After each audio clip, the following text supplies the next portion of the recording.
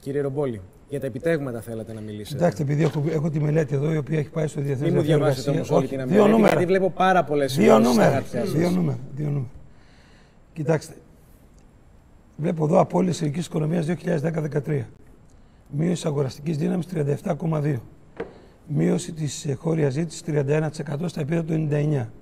Μείωση παραγωγικότητας εργασίας μείον 6,5% στα επίπεδα του 2003. Μισθωτοί και συνταξιούχοι από την αύξηση φορολογίας και τη μείωση των μισθών χάσαν 37 δισεκατομμύρια κλπ. Και σήμερα για τους ακροατές σας και για μας έχουμε μια δυσάρεστη επέτειο. Ποια είναι?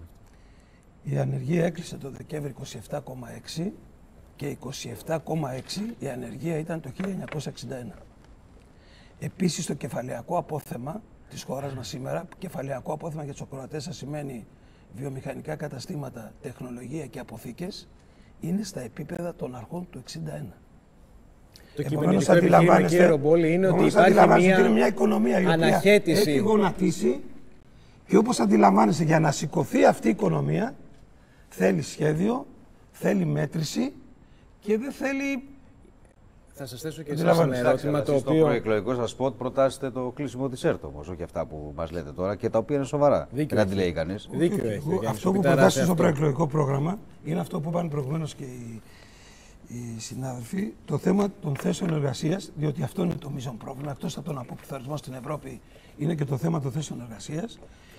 Και εγώ από τη δική μου πλευρά και με όλη την εμπειρία που έχω από τις έρευνες που έχουν γίνει, εάν δεν προσθεθεί, δεν τροποποιηθεί η Ευρωπαϊκή Συνθήκη και δεν προσθεθεί τέταρτο κριτήριο, στα τρία κριτήρια, χρέος, έλλειμμα, πληθωρισμό, τέταρτο κριτήριο που θα είναι το επίπεδο της απασχόλησης της ανεργίας, η ανεργία στην Ευρώπη κάτω από 20 εκατομμύρια στα επόμενα χρόνια, από 26 που είναι σήμερα, και η ανεργία στην Ελλάδα από 1,5 κατά από 1 εκατομμύριο, δεν μπορεί να μειωθεί.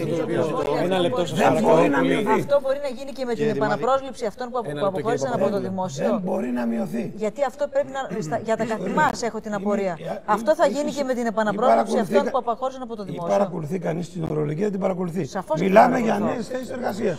Οι νέες θέσεις εργασίας έρχονται από επενδύσεις. Πείτε μου λίγο κάτι, σας παρακαλώ πολύ, γιατί έχει να κάνει με αυτά τα οποία αναφέρετε. Εγώ θέλω να σας ρωτήσω αν την επομένη των εκλογών, εφόσον ο ΣΥΡΙΖΑ έχει πάρει μια ισχυρή λαϊκή εντολή για να εκπροσωπήσει τη χώρα μας στην Ευρωβουλή, αν εσείς θεωρείτε ότι όλα αυτά τα οποία λέτε για την καταπολέμηση της ανεργίας, για την επαναφορά της ανάπτυξης σε ένα νέο αναπτυξιακό πρότυπο και μοντέλο, όλο αυτό το πλαίσιο το οποίο περιγράφεται, αν είναι εύκολο και εφικτό να εφαρμοστεί, δεδομένου ότι η Ελλάδα δεν είναι μόνη της, είναι σε ένα πλέγμα ευρωπαϊκών συσχετισμών που η λιτότητα έχει εγκαθιδρυθεί ως επιλογή στην Ευρώπη. Εσείς πώς θα το αλλάξετε όλο αυτό το πράγμα? Οπωσδήποτε αυτό που λέτε είναι η πραγματικότητα στην Ευρώπη. Με βάση την πραγματικότητα δεν πρέπει να μιλάμε. Ακριβώς. Αλλά αυτή τη στιγμή γίνονται ευρωεκλογές. Αυτή τη στιγμή, παρακολουθώντας κανείς όλη τη συζήτηση στις υπόλοιπες χώρες, υπάρχουν όλα αυτά τα ζητήματα. Το θέμα δηλαδή της αλλαγής πορείας της Ευρώπης από το μείγμα της λιτότητας στο μείγμα της ανάπτυξης, απασχόλησης και κοινωνικής προστασίας. Και από εκεί και μετά θα δούμε ποιοι συσχετισμοί θα επικρατήσουν της μιας ή της άλλης άποψης, για να δούμε ποιος θα είναι το πολιτικό σχετισμό. Οι συσχετισμοί που ωφελούν την κυρία Μέρκελ και αυτό το οποίο εσείς αποκαλείτε γερμανοκρατούμενη Ευρώπη, δεν θα συμβιβαστείτε με αυτό? Τι θα κάνετε? Όχι. Γιατί αυτό έχει να κάνει και με το θέμα του μνημονίου του. Θα διεκδικούμε, καταλαβαίνω τι μου λέτε. Θα διεκδικούμε συνεχώς την αλλαγή αυτής της πορείας, αποδεικνύοντας στην πράξη. Θα το πετυχαίνετε? Ότι αφήστε να σας πω. Αποδεικνύοντας στην πράξη ότι τα πράγματα για την Ευρώπη θα είναι χειρότερα. Η Ευρώπη αυτή τη στιγμή σήμερα παραγωγικά στον πλανήτη Γη είναι μια γυρασμένη ωραία κυρία.